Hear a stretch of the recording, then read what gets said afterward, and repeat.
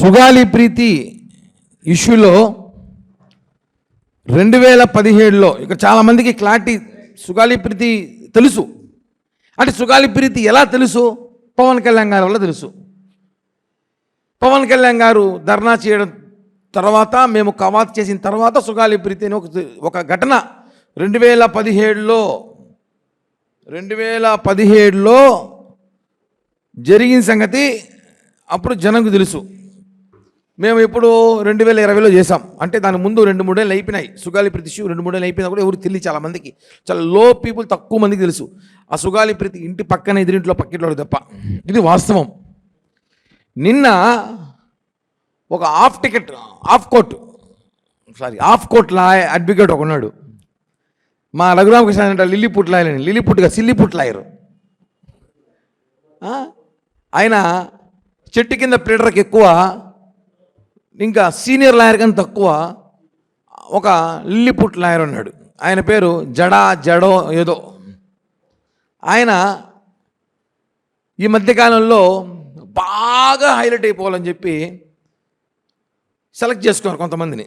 అందులో పవన్ కళ్యాణ్ గారి పేరు వచ్చిందంట. 4 సార్లు వేస్తే లక్కీ డీప్లు వేస్తే ఎవరిని తిడతాం, ఎవరిని విమర్శిద్దాం అని పవన్ కళ్యాణ్ గారి పేరు వచ్చినట్టుంది. ఈరోజు ఆ సిల్లీపుట్ అడ్వకేట్ని అడుగుతున్నా, నిన్న మీ ప్రెస్ మీట్లో మీరు ఎంత జోకరో, మీరు ఎట్ట అడ్వకేట్ అర్థం కాలే నాకు. మీకు అందరూ కాపీ ఇస్తా. ఇప్పుడు 2017లో సుగాలి ప్రీతి మర్డర్ జరిగిన తర్వాత ఆ అమ్మాయిని మర్డర్ చేసింది, ఆ కేసులు ఎఫ్ఐఆర్లో కేసులు ఉండేది కాపులంట. అతను నిందితుడు కాపులని చెప్పినాడు. ఎంత హాస్యాస్పదం అంటే, జరిగింది ఎక్కడ? కట్టమంచి రామలింగారెడ్డి అని ఒక స్కూల్లో జరిగింది. ఆ స్కూల్ చైర్మన్ ఎవరు? జనార్దన్ రెడ్డి, వాళ్ళ కొడుకు హర్షవర్ధన్ రెడ్డి. ఆ రోజు ఎఫ్ఐఆర్ ఎవరు పేర్లు కట్టినారు? మీకు కాపీ ఇస్తాను, నా దగ్గర ఉంది, ప్రింట్ ఇస్తున్నాను అందరికీ. ఎఫ్ఐఆర్లో కట్టిన పేర్లేది?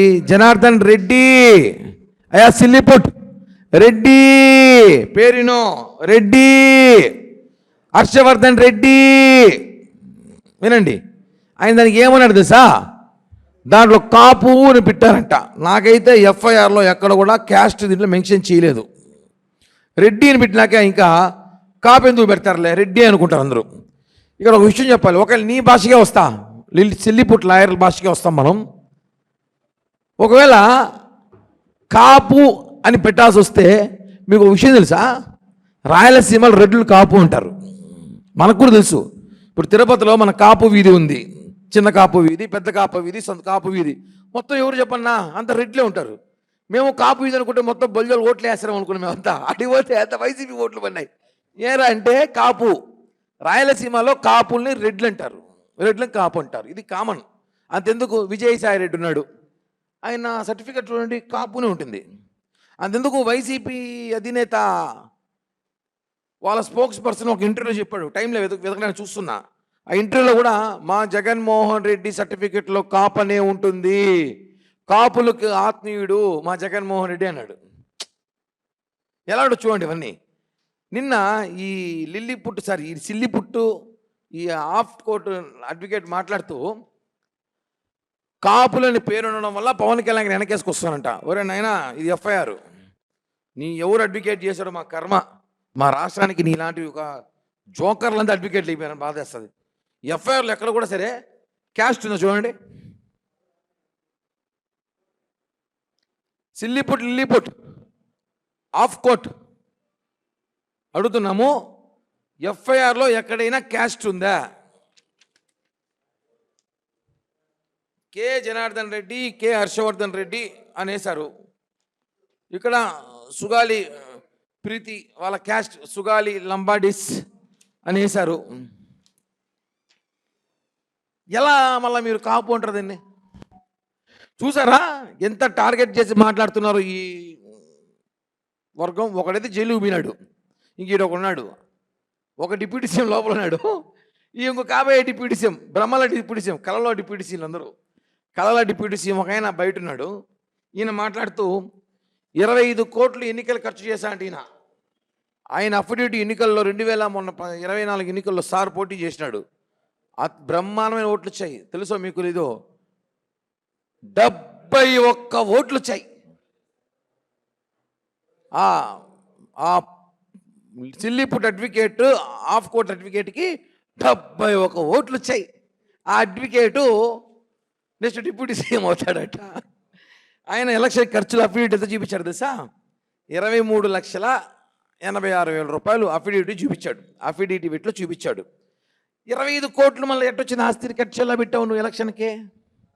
నాకు అర్థం కాని విషయం ఏంటి ఇక్కడ ప్రజలకు అందరూ కన్ఫ్యూషన్ ఏమంటే 25 కోట్లు వచ్చే ఆస్తి ఉంటే నువ్వు ఎందుకు రాజకీయాలకు ఉంటావు నాకు అర్థం కాల. నీకు 2, 3 చేసి చదువుకొని దుబాయ్కో బ్యాంకాకో వెళ్ళిపోయి ఉంటావు. ఆ విషయం అందరికీ తెలుసు. ఆ విషయం చంద్రబాబు నాయుడు ముందే పసిగట్టాడు కాబట్టి నీ సీట్లు పోన్నాడు. 25 కోట్లు ఆస్తి వచ్చింది, నేను ఎలక్షన్ 25 కోట్లు ఖర్చు పెట్టానని చెప్తున్నాడంటే ఎంక్వైరీ వేయాల్సింది నీ మీద. సిల్లిపుట్ నీ మీద ఎంక్వైరీ వేయాల్సిందే. ఈరోజు ఎంత దౌర్భాగ్యం పరిస్థితి అంటే ఎఫ్ఐఆర్లో క్యాస్ట్ లేదు, కాపు అని మెన్షన్ చేసి మాట్లాడుతున్నావే. దేనితో తిట్టాలో దేనితో కొట్టాలో అర్థం కాని పరిస్థితి ఉంది. ఎంత బాధాకరం అండి. ఒక అడ్వకేట్ నువ్వు, high court advocate, A court advocate, of court, నువ్వు ఎలా మాట్లాడతావు మీరు చూడండి.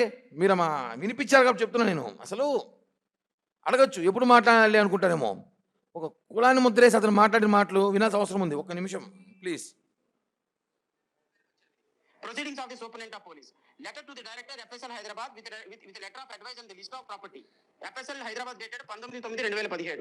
Caste certificate of LW1 ST Sogali. అంటే ఎవరైతే పాప చనిపోయిందో అతను. Caste certificate of A2 and A3 OC కాపు. నిందితులు ఎవరండి? వాళ్ళు రెడ్ అయినప్పటికీ కూడా అక్కడ ఓసీ కాపులు. ఇది చాలా స్పష్టంగా ఛార్జ్ షీట్ లో మెన్షన్ చేశారు. ఇప్పుడు నేనేమంటానంటే కులమొద్దు కులమొద్దు కులమొద్దు అంటున్నారు కదా. వీళ్ళు కాపులు కాబట్టే నిందితుల దగ్గర కోట్ల రూపాయల డబ్బులు తీసుకొని ఇన్ని ఆధారాలు ఉన్నప్పటికీ కూడా